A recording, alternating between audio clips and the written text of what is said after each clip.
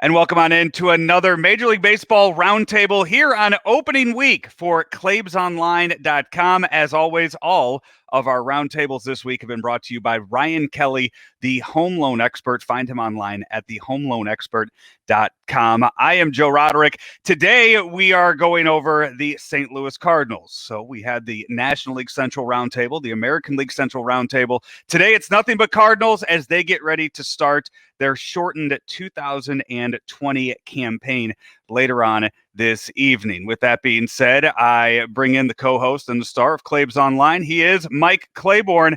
And Claibs, here we are. We didn't think we were going to get to opening day, but it's finally here. A 60-game schedule is upon us. We'll take what we can get, but you're absolutely right, Joe. It took 4 months for us to get to this day, but opening day is actually here. And I couldn't think of three better people to talk about Cardinal baseball than our esteemed guest today. We'll start off with a gentleman who's been in our market for a long time, over 25 years. He's at News Channel 5, and he's a great friend. He is Frank Cusumano. Frank, great to have you. Another opening day for us here, and I'm looking forward to talking to you about that here in just a bit. The next gentleman, boy, I remember when he was a very good hockey writer, but he turned out to be an outstanding baseball writer as he covers the St. Louis Cardinals for the St. Louis Post-Dispatch. And he is going to have his work cut out for him this year, like we all will when it comes to covering this team, let alone the sport of baseball. It's great to have Derrick Goold on board. Derrick, good to see you, sir, and thank you for joining us. Yeah, thanks for having me, Claibs. It's a pleasure.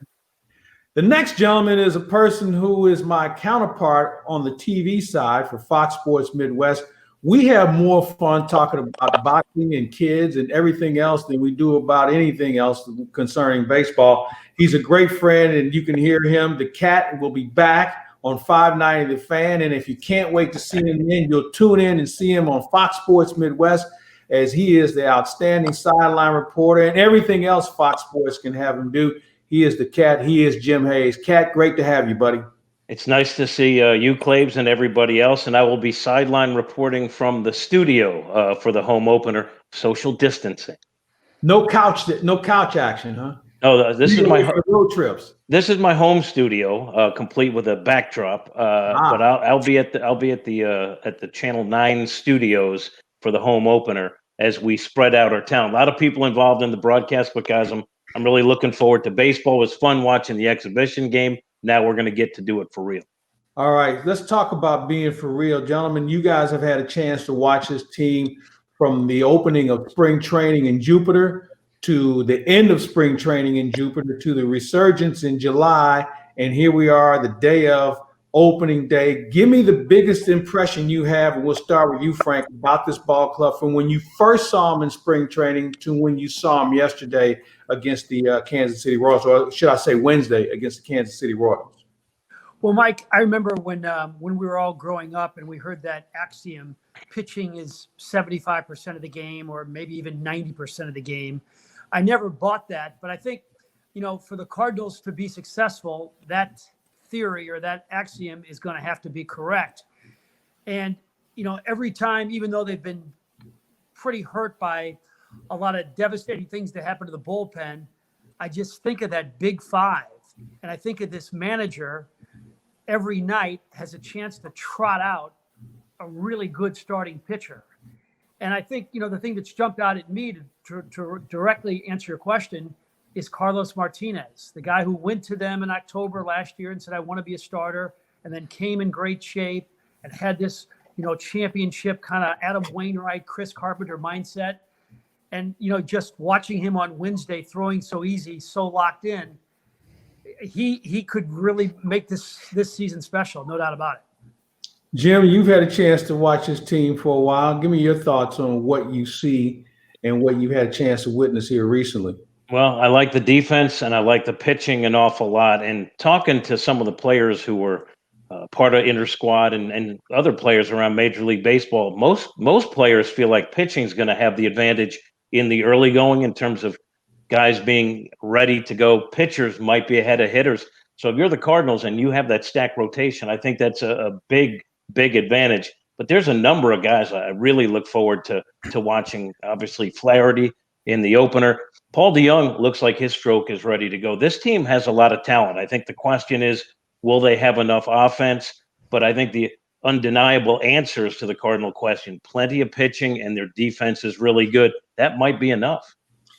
Derrick, you were with this team well before spring training opened. Mike Schilt's second spring training as the manager. What have you noticed from the end of Jupiter to where we are today? Yeah, it seems like they did a really good job of at least staying in tune with players, staying in touch with players, and keeping things sort of on that plateau where they could get ready to go quickly without overexhausting themselves with an unknown target date. That was the thing that they talked a lot about there, Claibs, is like they didn't know when the game was going to start, so what were they working towards? And since they didn't know when the game was going to start, and they didn't know when an opening date would be, they kind of just held serve, right? So like Jack Flaherty throwing a live bullpen once a week, one real intense, and then having another side kind of that was less so, or what Adam Wainwright and Gung Young Kim did in St. Louis, or you had Colton Wong, and I know the cat just mentioned Paul DeYoung, along with Tommy Edman, trying to get some live batting practice in, or at least look at some live pitching over at SLU. So I think what those guys did and how the Cardinals kept in touch with them.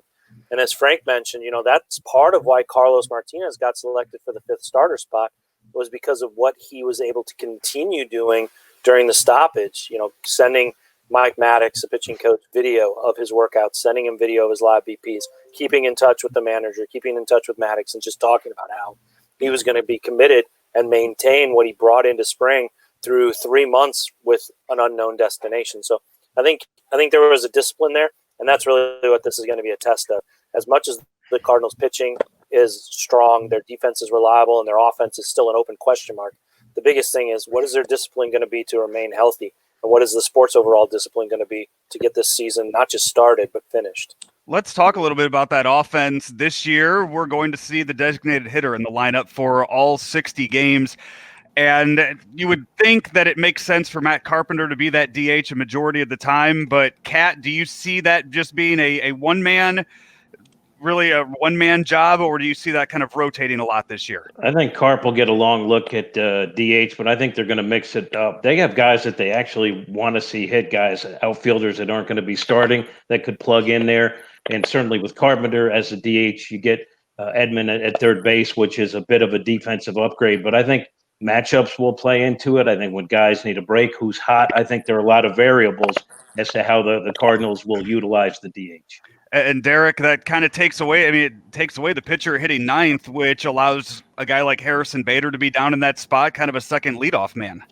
Yeah, they've looked at like kind of stacking the speed, right? So you go with Colton Wong at the leadoff and then Tommy Edman at second. Well, then the wraparound gives you Bader, Wong, and Edman, and three guys who can, be fleet of foot. And one of the things that Carpenter mentioned a lot was like, look, when the pitcher's on first and you're up and you hit a double, that guy's not going to score. And he was like, I don't mean to like speak ill of teammates, but a Lance Lynn isn't going to score from first on that.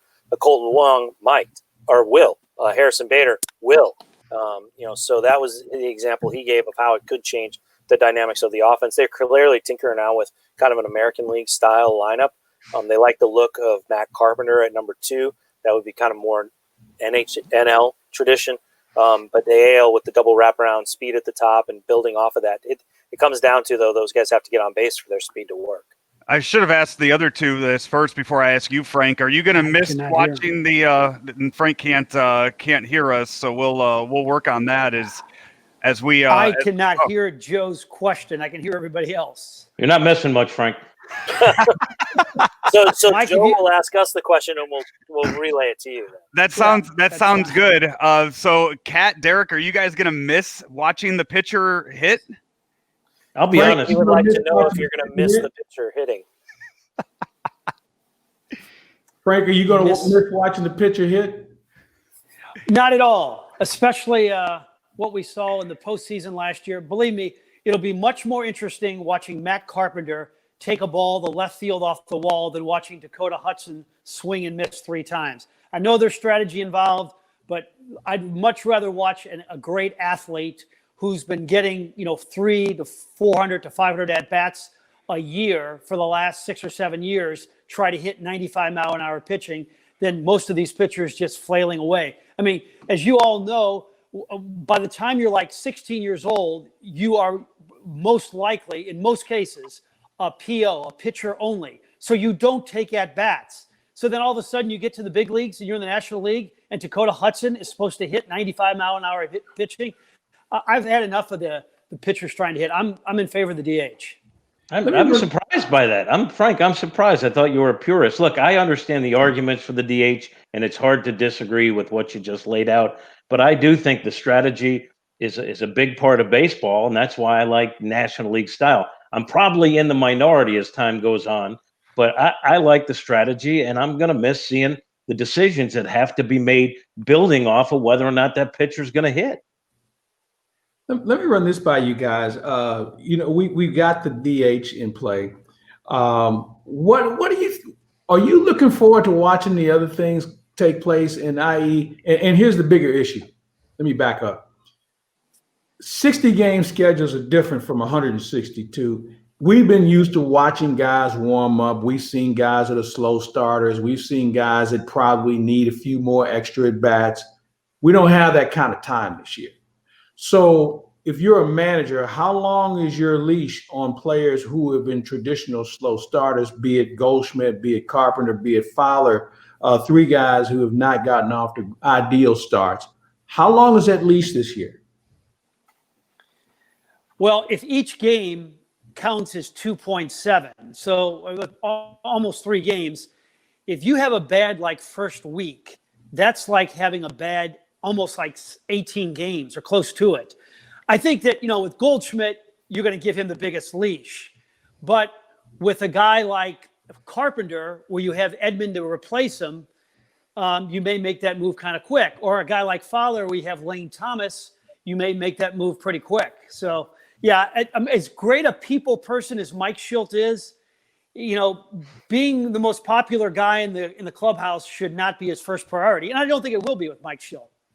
Derek, what do you think? Because we saw Mike Shildt make a decision last year with Tommy Edman taking over at third base, and Matt Carpenter was dealing with a couple of injuries. But after a while, Matt Carpenter didn't have a regular job.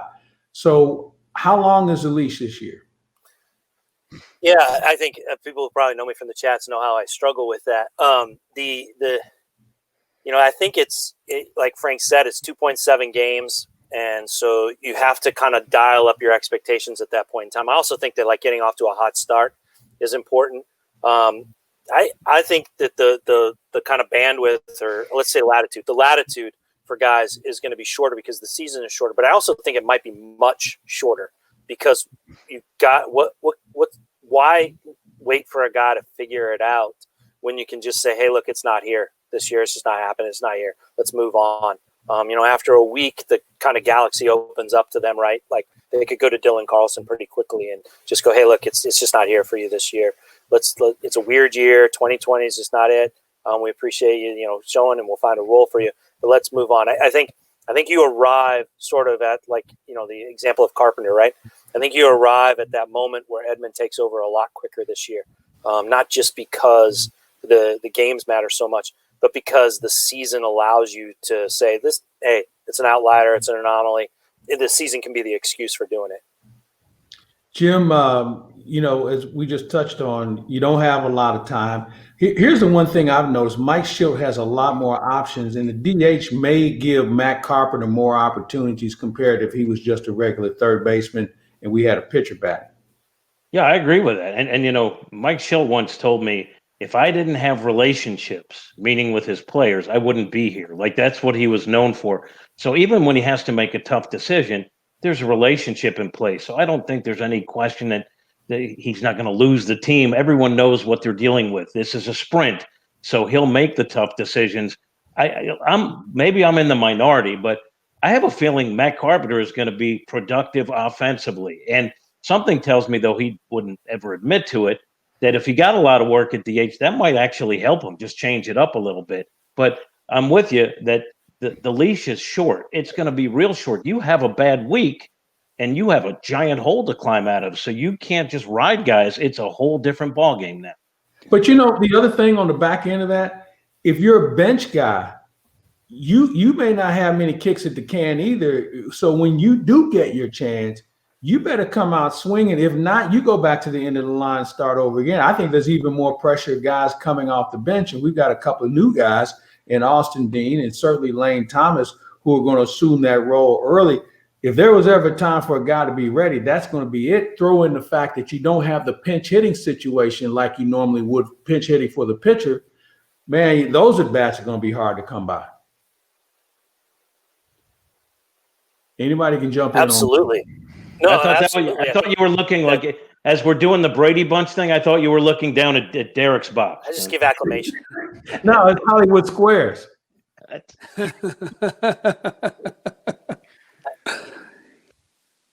We'll take a quick break. We'll come back. Go ahead, Joe. Take it away. You're watching the Cardinals Roundtable here on claibsonline.com. All of our roundtables presented by Ryan Kelley, the home loan expert. Also find him online at thehomeloanexpert.com. We will be back in just a bit with our panel of St. Louis Cardinal experts. Jimmy, what are you doing? Hey, Danny, I'm celebrating. Baseball's back and mortgage rates are in the twos. That means you have to go to Ryan Kelley, thehomeloanexpert.com.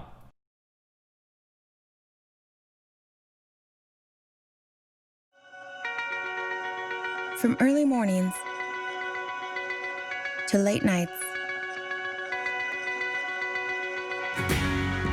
behind the scenes and on the front lines, your neighbors are busy creating a better tomorrow. And we're accelerating progress. From upgrading natural gas mains in Quincy to expanding substation capacity in Mount Vernon, reliable power communities can depend on. Ameren, Illinois, energy at work. And welcome back into our Cardinal Roundtable here on claibsonline.com. Our roundtables all week long have been brought to you by Ryan Kelley, the home loan expert. Find him online at thehomeloanexpert.com. Also, coverage here on claibsonline.com is powered by Ameren, Illinois, driven by Mungenast St. Louis Acura, as we head back to our panel and Mike Claiborne. Thank you, Joe. Hey, guys, I want to run this question by you. You know, with the 10th inning rule where you have the runner at second, small ball may come back into play. Derrick, I'll start off with you with this question. Are we at a point now from a recognition standpoint where maybe giving up yourself in order to advance a runner, should that be more prevalent? Should that be a stat that we should be paying more attention to? And we don't have to necessarily wait for the 10th inning, but I think we're going to see more teams have to have the ability to execute better compared to just sitting on a 3-run homer, unless you're the Minnesota Twins. Yeah, I mean, I think that's probably good all the time. You know, you kind of measure the game in 90 feet, right? The 90 feet you don't give up, the 90 feet you take, and moving in runner over is 90 feet that you gave that runner. So you kind of get credit for it. I think that, you know, some teams, I'm eager to see where kind of run creation and run prevention meet each other in this 60 game stretch. We're going to see the Cardinals try to goose their offense quite a bit. Well, you know, that is the unknown for this team. Paul DeYoung, it seems locked in and ready to go at cleanup. Colton Wong has really quietly taken over the leadoff spot and not left any question that he belongs there. And Matt Carpenter looks like a different hitter. But how is the lower part of that lineup going to work out? How is that lower part of the lineup going to generate runs? How are they going to turn a guy on base with nobody out, a guy at second with nobody out, into a run versus, snapping their fingers and go, shucks, so we went for the crooked number and it wasn't going to work out. I think, leads are going to be very valuable because, as Frank said earlier, with the 2.7 game, every game worth 2.7. Imagine what a run is worth then. I mean, you can do the math on it, what one run is worth or what a lead is worth. A lead that you blow is worth 3 games, down. This is going to be a season where there's very little margin for error. And so the generation of runs and execution in situations, it could be a separator. Yeah, and I think it's going to be really interesting, Mike, about who the hitter is. I mean, I was talking to Paul DeYoung about this on a Zoom recently, and he said, look, if we have a runner on second and Paul Goldschmidt's coming to the plate, he's not laying down a bunt. Goldschmidt won't. But let's just say you have a Harrison Bader who may not be swinging the bat well, and there's a runner on second to start the 10th inning. Harrison, you are laying down a bunt for the top of the order, and Colton Wong, you hit a sac fly, and you win the game. So I think it's going to be fascinating to see how that works. But, with the big bats like DeYoung, like with Goldschmidt, and maybe if Matt Carpenter is back, I think you're going to let them hit away. And I tell you what, if you're a team that doesn't have huge offensive production like the Cardinals, it doesn't mean you get into that formula where guy on first, you bunt him over, but you better have the bunt in your arsenal. And a team that has speed like the Cardinals, like if you have a Bader, an Edman, a Wong, I love seeing plays like that because you know what happens? That puts so much pressure on the defense. Next thing you know, they're throwing the ball around, and next thing you know, runs are coming in. So it better be part of the plan. We were talking about the Cardinals being offensively challenged. I guess it was 19th last year in runs scored. Who I think is the single difference maker, or who could be the key to the season, is Tyler O'Neill. I believe that you kind of know what you're going to get out of many of the people in the lineup. Not everybody, but if O'Neill becomes this dynamic offensive player like he was for like 10 days last year, then all of a sudden the look of your offense changes. But if he doesn't, then you have Derrick, I know you've been covering this longer and harder and better than anybody else. Can you ever remember a team that would trot out their outfield hitting 7th, 8th, and 9th? No, that's not ideal. I mean, you want thunder from the corners and range and, different ways to win from the center. So, I have not. And I think that's very interesting. The Cardinals offense was a real drag on them last year in so many ways. And yet a lot of that production, or a lot of those at-bats still went to the same guys over and over and over again. You think to Marcell Ozuna, who was the cleanup hitter. He had a deed on that spot in the lineup as long as he was here. More than 200 plate appearances as a cleanup hitter than anybody else over the past 2 years. And he just was never out of it. Getting somebody from the outfield who can produce like an outfielder, meaning 800 to 850 OPS, would be huge. They think they can do it by committee. There's a lot of arguments that they have a young guy ready to do that, a certain switch hitter who's, a name we all know at this point in time. It's just a matter of when he gets to play. But that has to come from somewhere out there. They need that group to either as committee or as an individual to be more reliable. And I would add that, this offense, one of the things that is key is you look at how many opportunities last year Paul Goldschmidt had to drive in runs, and it was paltry. I mean, it just was inexcusable that they had a hitter like him who could go out and win the July Player of the Year, or Player of the Month, the July Player of the Month award, the month that Ozuna missed, the month in which Goldschmidt batted cleanup. But part of that was because he had 3 chances at somebody being on base ahead of him instead of 2. And there just was not much production from leadoff. There was less production from the number 2 spot for a long time there. You want to get this offense going, you got to have Paul Goldschmidt be a factor, and not have him just putting himself on base for somebody else to drive in, but actually getting a chance to be the reason why there's a crooked number. Derrick, the Cardinals believe Tyler O'Neill can have the type of production that Ozuna had in terms of, and because I think most of us kind of get the picture. They look at him and Lane Thomas. They're like, well, we need to see what these guys can do. Not talking about Dylan Carlson, who has so much upside, but the Cardinals have people in-house that really project Tyler O'Neill to be a productive outfielder. And I don't think Cardinal fans know that's really the Cardinals folks inside the office believe that Tyler O'Neill can be that guy, right? Yeah, they do. I mean, they point to his AAA production, right? They say, look, this is a guy who has been a power, masher in AAA, and at some point in time, you have to figure out whether that's going to translate. The Cardinals have had their share of guys who they have squeezed out to get other guys playing time. You think about like Tommy Pham, who's with the Padres, right? Or Oscar Mercado, who's the center fielder for Cleveland. These are guys who they ran into kind of roster binds with, and they moved on from. Tyler O'Neill they acquired in exchange for Marco Gonzalez. And Marco Gonzalez is, one of the better starters for Seattle, a guy who, you go, okay, well, he's definitely in the rotation. And the Cardinals have not had Tyler O'Neill become that regular. And they want to give that a chance for, to prove that they were right with the trade, or to prove that they aren't going to move on from a guy who then has success elsewhere, all those reasons. Lane Thomas also has his fair share of fans. Lane Thomas does a lot of things that can win ball games. He's got a lively bat. He's very fast.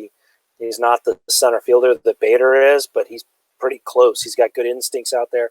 Might be, a stride behind, but, makes up that gap by, just the instincts he plays with out there. So I think, they each have their fans within the organization. Those fans root, for them because of where they are on the roster.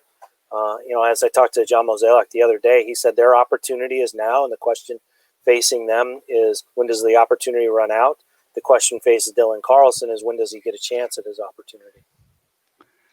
So as you look at all these question marks that are there with the team, whether it be the lineup or maybe in the bullpen, what do you think is the biggest challenge for Mike Shildt this year when it comes to managing the club? Kat, start with you. It has to be offense. I know people are down a little bit on the bullpen because they've lost some pieces. I think the bullpen is going to be fine. I actually like KK closing just based on the fact that hitters haven't seen him, and that gives him an advantage. I think they have enough arms. They have to get an offense consistently, because once the bats come around the rest of baseball, that's going to put some pressure on not only the Cardinals starters, but the Cardinals in general to get some offense. And he's got to figure out the right mix and the right batting order to get the offense going, because that has been a real stumbling block for this team. Derrick? I'm sorry. You faded out there, Roderick. Sorry. Oh, no, I was asking your thoughts on what Mike Shildt's biggest challenge is going to be this year.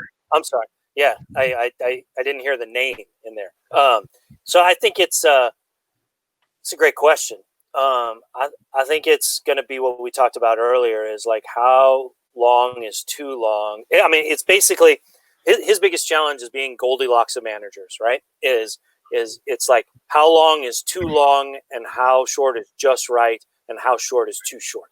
He's got to find that happy medium. He's got to play Goldilocks with the lineup, and it's really tricky because the margin for error is very slim, and the personalities involved, we all know, and the contracts involved are a factor.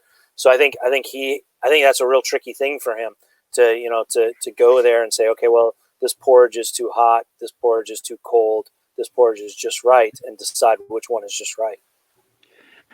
In terms of Mike Shildt's biggest challenge from my end is to find a way to generate some offense from the outfield. As I mentioned, I think that Tyler O'Neill has the best chance and could completely change the complexion of the offense. But it can't just be one outfielder with an 800 OPS. You got to remember, a few years ago, Dexter Fowler was an 851 OPS. Last year, even though he hit 238, he had 19 home runs. He's been a good offensive player. So find a way to get Dexter going. And then in center field, if it's not Bader, then Lane Thomas. And if it's not Lane Thomas, then it's Dylan Carlson. But I don't think you can win a division with an unproductive outfield. I mean, last year, they had Marcell Ozuna, who's a really productive outfielder. At least two of these guys are going to have to hit. You touched on Bader for a second. Let me get on him for a second. I've watched him have better at-bats since he's been in St. Louis, going the opposite way, or at least going the right center, Derrick, which is something we never saw him do. So is he coming up late on pitches, or is it something he's actually trying to do? I mean, he pinned a guy to the wall on Wednesday with a ball to right center field. If he can find that gap, we may have something going here compared to him just trying to jerk everything out of the ballpark.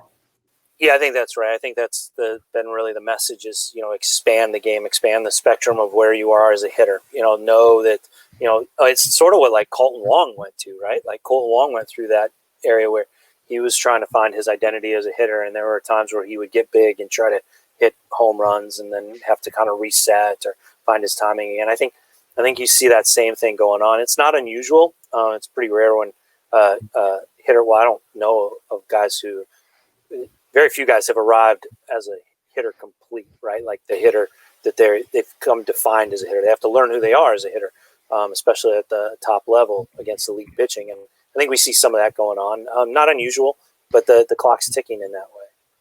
What Bader told me that it was simply a guy who was used to hitting, not hitting, and then trying to process all the information. Not the first guy to say that there was a lot of stuff dancing around in his head that really, in a sense, froze him at the plate. So he's trying basically to go back to basics, see the ball, hit it where it's pitched. And I do think we see a little bit difference as a hitter from him. Sorry, Claibs. And I want to say this too about Harrison and Mike. You know probably better than any of us in this group. You have to remember that a couple of years ago in limited at bats, the guy had 20 doubles and 12 home runs. And if you look at his minor league career, he had good offensive numbers. He's also a real bright guy. And when you're humbled to the average of 205 or so, and you have an entire offseason to think about this, yeah, it wouldn't surprise me at all if he gets this thing figured out. I want to run this by you guys. This season will be a memorable one for so many reasons, obviously. But the most recent issue that's come into play is the Black Lives Matter movement that players and Major League Baseball have kind of come together on. Jack Flaherty's been probably more outspoken than anyone else with the Cardinals. How do you think that's going to impact things? And how do you feel the way Mike Schilt and obviously the Cardinal organization have been able to try and find some middle ground where they can come together on this? And also, what do you think if there were fans in the ballpark and how this whole thing would be perceived? That last part of there is a really great question, Claibs, is like, what would it be like with a full ballpark? I hope it would be the same. But right now, by having it on TV, you're right, there's a captive audience. And I think that's actually part of this, is they're tuning in, there's a captive audience, and they want to make sure that there's an awareness. You're going to hear that message quite a bit. I know the words that the Cardinals used were unity, everything like that, but also an acknowledgement, an awareness. I think, some of the stuff that Jack Flaherty has said, and you've also heard this from other players, is this notion that baseball arriving is not a chance to sigh and go, okay, we got through that. Baseball's back. Break out the apple pie and the beers and the hot dogs and let's have our distraction.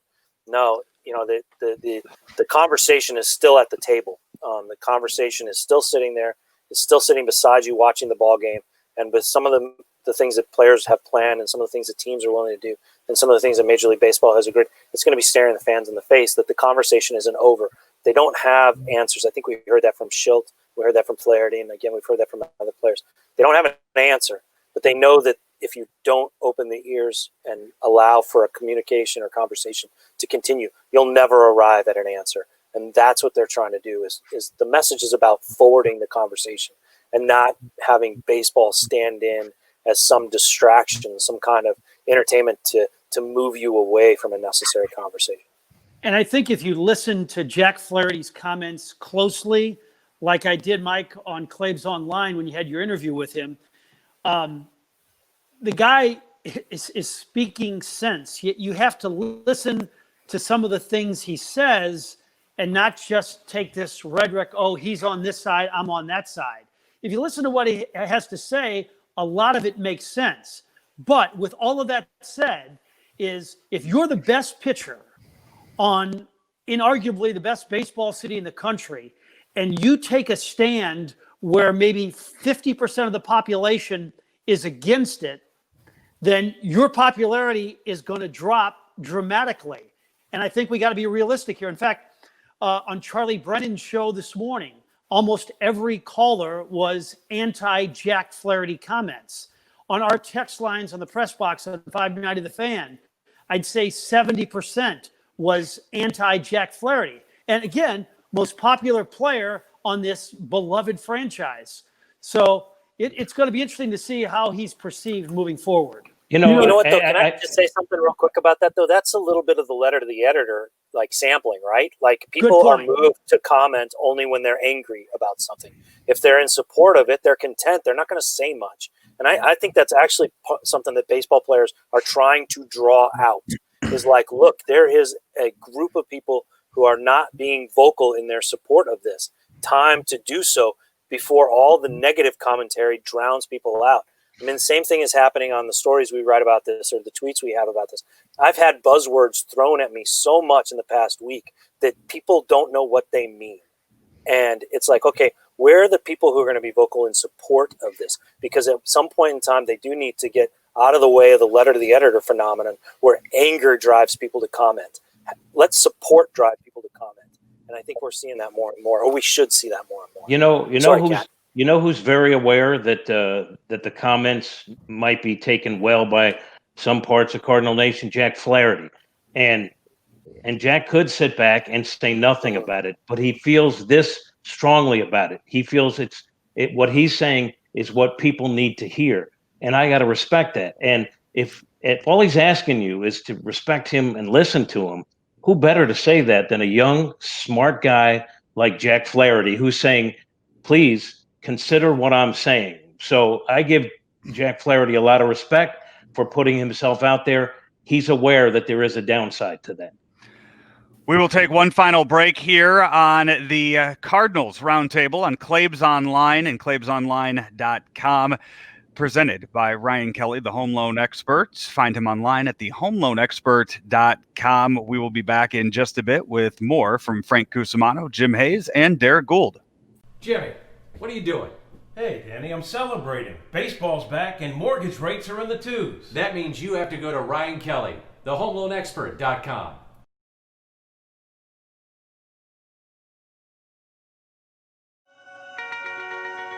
From early mornings to late nights, behind the scenes and on the front lines, your neighbors are busy creating a better tomorrow. And we're accelerating progress, from upgrading natural gas mains in Quincy to expanding substation capacity in Mount Vernon. Reliable power communities can depend on. Ameren, Illinois. Energy at work. And welcome back. Final segment of our Cardinal Roundtable here on claibsonline.com, presented by Ryan Kelley, the home loan expert. Find him online at thehomeloanexpert.com. Also, content on Claibs Online is powered by Ameren, Illinois, driven by Munganess St. Louis Acura, as we welcome back in our Cardinals panel and Mike Claiborne. Thank you, Joe. All right, fellas, the roster was submitted yesterday.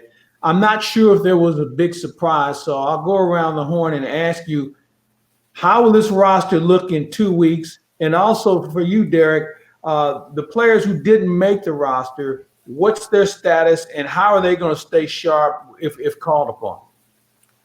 So the guys who didn't make the roster will go to, well, they're either injured or they're going to be assigned to the alternate site. Most of them will go to the alternate site there in Springfield, Missouri, at the Cardinals AA affiliate, where they're going to continue doing a lot of what we saw during quote-unquote summer camp at Busch, which is inter-squad. Now, some of it's going to look like instructs in the sense that there will be some individual work, there will be some skills days, things like that, but they're going to continue to do some games there, so they have the competition or some modified games, sim games like that. That's also part of what their plan is with Brad Miller, is to go there and get him sharp, get him some game action, because he missed so much of summer camp. But guys but there'll be as much instruction there as there will be trying to keep guys ready. So like say a Mason Wynn, who was recently drafted by the Cardinals, or a Jordan Walker, they go to Springfield with a lot bit different mission than say a Dylan Carlson goes to Springfield, or some of the younger guys who are going to or some of the guys I guess from this camp that are going down there to Springfield. As far as surprises, or as far as like what it'll look like in 2 weeks, I think it'll be interesting to watch Alex Reyes, Genesis Cabrera. They hope to have back. They hope to add him as soon as he's ready. What Alex Reyes shows in live action and what he's able to do against hitters there, he could zoom up pretty quickly. And then, of course, the question is Dylan Carlson. They need him to maintain a year of control. They just have to have him on the big league team less than 61 days. And so that's a grand total of 5 games without him. Is that how much time Tyler O'Neill or Lane Thomas or Harrison Bader has to prove themselves? Probably not. But, the question is how loud does Dylan Carlson become, because there's not a AAA season for him to play. So he's going to have to, produce and do it in a non-traditional setting to force his way up. Jim? I got to tell you that because we don't know how the season's going to go, and with constant testing, what you see today might be totally different in 2 weeks. I know that there's some guys I'm really looking forward to seeing. One of them is Austin Gomber, who could play a big role of some sort based on the way the season plays out. And you guys mentioned Reyes. I hope we get a look at him, because he's not too far removed. And I know he's had a couple of huge medical setbacks, but there was a time where he came up and looked to me as dominant as any young pitcher I had seen. And he's worked so hard to get back to this place. I'm rooting for him. Those are a couple of guys I'm watching. Frank, what are your thoughts? Mike, I'm looking forward to seeing Alex Reyes. If he's about as humble of a player as I've been around in a while. He has so much ability, and he's just been through hell for the last couple of years. I still think he's got great stuff. I want to see his humility and his talent all come together and play a big role on this team, not only this season, but for a long time. You know, yesterday, I really felt good just watching Trevor Rosenthal out there throwing, you know, pain-free and 97 miles an hour. And we all know the torture this guy's been through.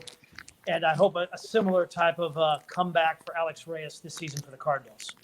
You know, tonight is the home opener for the Cardinals, and it's going to have a little bit of a different feel. I think among the four of you, there's a combined 50 home openers that you guys have all covered. What is something that you are really going to miss tonight with the way the game is going to go, Derrick? I think the red coat ceremony. You know, I know people like the parades and Clydesdales and stuff, but I like the fact that they bring out their red coats with, you said how many home openers we have, more than 50. I mean, how many World Series rings does that group have? You know, and they get to kind of, in recent years, they've put the Hall of Fame trophies out there for them to gather around. I think that's such a strong image and such a strong moment. And I also like to watch the interaction between the Cardinal Hall of Famers, the Redcoats, and the other, and whether it be players or anything like that. You guys recall one of my favorite things from last year was, remember, Ted Simmons got Mike Schilt right there after the ceremony and just talked to him. And it was like, okay, Schilt's got to get ready for his first home opener as manager. And Simmons, you know, the longtime scout and great player, great catcher, you know, and scout for an opposing team and everything like that. But he wanted to have this conversation with Schilt, and here was his chance. He was on the field with them, wanted to talk to him face to face, give him some compliments, say some things that stayed between the two of them. And we got to watch that moment, and I really like that. I like how the current players react to the Redcoats as they shake hands, all that stuff, the smiles, the grins. I'd like to hear some of the jokes that are told, all that stuff. I've covered home openers for other teams, and people in St. Louis know this, and it's true. It's unlike other teams' home openers, so I'm going to miss all of it. The Hall of Famers, the Cardinal Hall of Famers, the Clydesdales. But the thing I'm going to miss the most, and it might sound self-serving, but I'm going to miss the fans. You know, Cardinal fans are great. And just when I'm doing hits around the ballpark, getting to meet some of them, talk to them, say hi to their kids, there's going to be something missing. The fans, make no mistake, are a huge part of baseball, and their presence will be missed.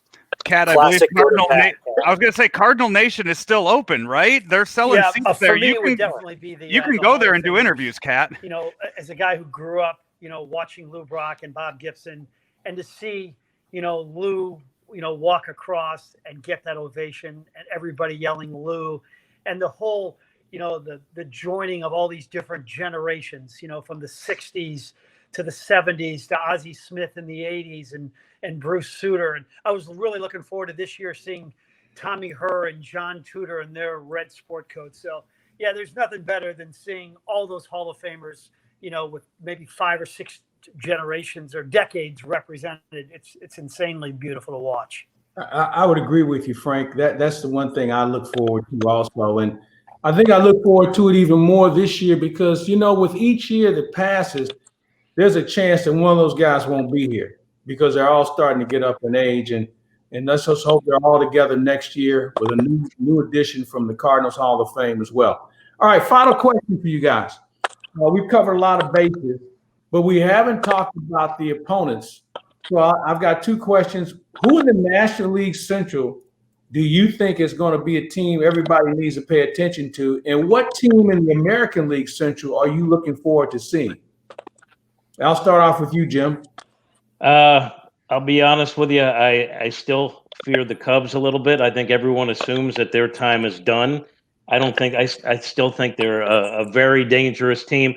And I'll say the team I'm looking forward to seeing is usually one because I like Joel Goldberg. I think it's going to be intriguing seeing the Royals just because it'll be fun, as we saw in the exhibition game, having Mike Matheny back. And there are so many ties to the Cardinals that are now part of the Royals organization.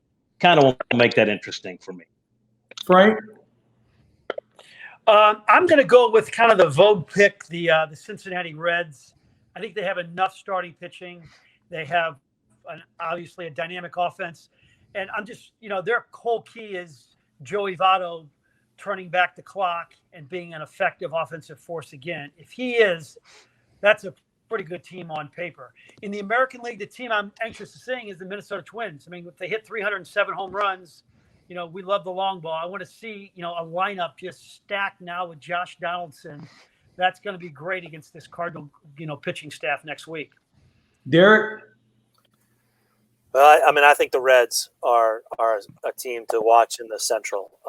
Cat, I'm not. I wonder if the Cubs are more fragile than they're letting on. To be honest, I'm really eager to see what they do and how they approach the season. Now they could get hot offensively and they could go gangbusters for a while, but I think the Reds had a real quiet, strong pitching performance last year, and that's where they have been really lacking for years now.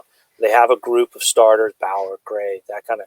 Starters that add depth to it. And so I think, you add that to the fact that they added Castellanos, they play in a small ballpark, Joey Votto, bounce back. A lot of things go right for the Reds. They got a good manager, David Bell, who we all know.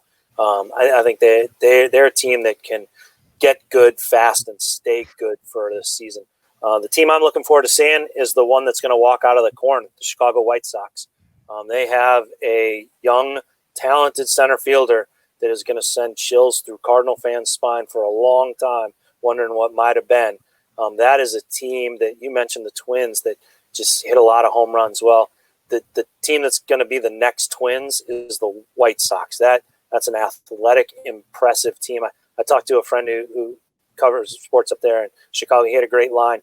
He said that the White Sox, Frank, you'll appreciate this, the White Sox have a team that they look very impressive walking off a bus. You put them in line where you have the center walk off first, the power forward walk off next, and let everybody watch what kind of team is walking into their ballpark. I'm real eager to see what that White Sox team does and how and Giolito's on there, who you guys know is Flaherty's friend. I think they're sneaky good. It's interesting. You talk about the White Sox, their physical composure. They're bigger than some of the Chicago Bears. I mean, the fight breaks out, and I know we're not supposed to be fighting this year, but if one breaks out, heaven help the guys who want to start it, man, because that bunch looks like they can handle themselves. I think the White Sox have 4 guys that the Bears have offered the quarterback position to. I think that's right. I think that's right. But they were all smart enough to turn it down. Hey, final question, 15 seconds for each one of you guys. How much has COVID and this whole transition going to change the way you cover this game? Jim? I'll start. It's 100%. I'm a sideline guy that will be doing some sideline from my guest bedroom or a studio. And I think it's probably positive for the players because I'm not in the clubhouse bothering them every single day, but I'll miss it. Right. Yeah, for 27 years, I've been doing live shots at Busch Stadium. It's going to really feel weird. I don't think I'm going to miss the time I've wasted in the Cardinal clubhouse waiting for an interview, but still, you can get some good material in there. Derrick, what about you? You really going to have the balls juggling in the air this year? Yeah, I don't know. I'm intrigued to see how it goes. I was talking with somebody recently about this that doing interviews is going to be a little bit different. I'm more of a conversational reporter than a transactional reporter. And Zooms and interviews like this are very much transaction. Ask a question, get an answer. Ask a question, get an answer, move on. And I have to kind of adjust to that. And I still like to have some kind of back and forth, but I don't know how well that works in Zoom. And how when they lose, how do you stay on to force the follow-up question when you don't get the right answer? I don't know how that works. I know how that works in person, and I know how somebody responds when they're challenged in person, because it's a lot different than the gap here, than the anonymity that maybe this comes from. So I'm eager to see what kind of stories we're able to tell, because the conversations are going to be lacking. And to that same end, I think it's going to be a real test of observational skills. So, and also my ability to drive the speed limit around the American League and National League Central. But I think just observing, while we're there at the ballpark and what you can see that others cannot, and how do you transport the fan or the reader there to that place? I'm looking forward to that challenge and telling the story of it's actually a great lesson in journalism. The show don't tell. Man, this is going to be a season of covering what the show and not the tell. Well, I'm looking forward to reading your work, Jim. I always love what you do, and Frank, the way you cover baseball is going to be a lot of fun for us to watch. Gentlemen, I want to thank all of you guys, and Frank, I really want to thank you for giving us a tour of your house's ceiling in your house as you walk around through the house today. But more importantly, I want to thank you guys for being part of it. Did you hear Monique chopping up the garlic in the background? I looked at her like, come on, we got a show here. She's bragging. Well, what time is dinner then, if that's the case? We may swing by there for dinner if that's the case. Hey, fellas, thanks so much. Spaghetti carbonara at 7 o'clock. Stay safe, and hopefully we'll have a fun way to write a new chapter on how we cover this game, and hopefully we'll be doing it well in October. Jim Hayes, Fox Sports Midwest, Derrick Goold, St. Louis Post-Dispatch, Frank Cusumano, News Channel 5 in St. Louis. Thank you again. Be safe. For Joe Roderick, I'm Mike Claiborne. We thank you for watching another edition of the Roundtable here on ClaibsOnline.com.